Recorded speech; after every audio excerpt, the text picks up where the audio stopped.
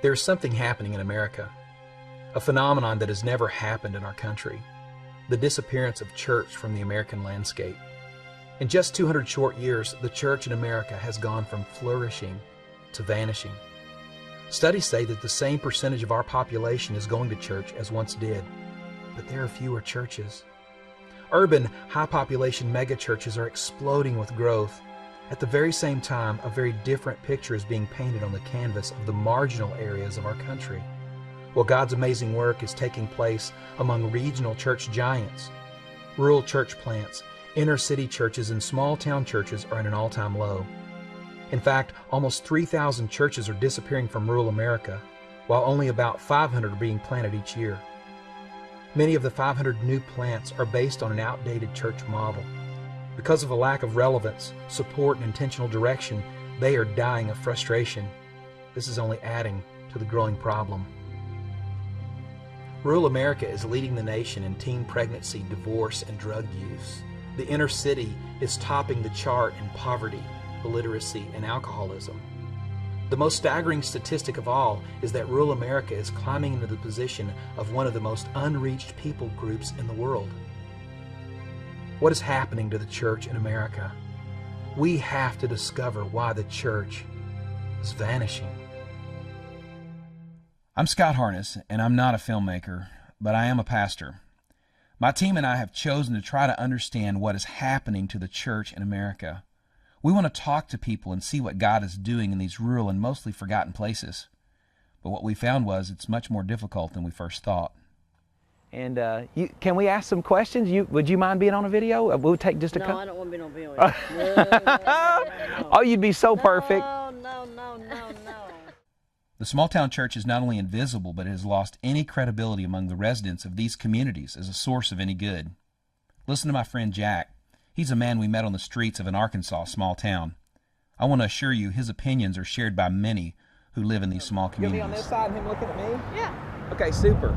Jack, right? Yeah. In a community like this, do you ever see the church doing anything that benefits this community that you know of? Yeah. What would be something you think the church could do that would help this community?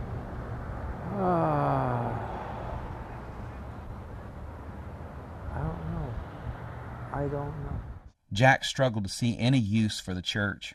From his experiences, he had little to say about the credibility of the church. On the street where we did this interview, there were 3 churches. It seems the church in much of these marginal areas is present, but unaccounted for.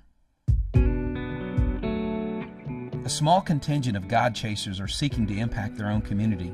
It was refreshing to at least find a few who are willing to do creative things and find unique ways to reach those who were far from God. On raw guts and a God-directed spirit of creativity, they are finding ways to challenge their community to notice God. They are causing the most traditional to ask the question, what does the church look like? One such ragtag group are causing conversations through their creative coffee shop that allows believers and non-believers to unpack their questions and digest possible answers. It serves up more than a blessed being. It's a neutral environment. They don't, it's not a, to us this isn't, a church isn't offensive.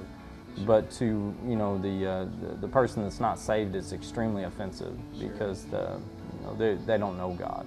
Sure. And so when they come in here, it's a great opportunity for them to feel God and for God to start moving in their lives. And so when they're, because their spirit is craving that, and it gives a place to allow the flesh, to subside and let the spirit start coming out and do the work. There was one time in particular that there was a guy that came into one of the concerts that we had going, and I was actually singing at it, and he came in and he was like, hey, you guys sound really good, and he's like, but I don't know about the whole lyrics that you were singing, it was kind of gaudy, and I got into a discussion with him about it, and before I know it, he's asking to borrow a CD, so I go out to my car, get a CD, hand it to him, and a week later he's calling me saying, hey man, how do I get to know this Jesus?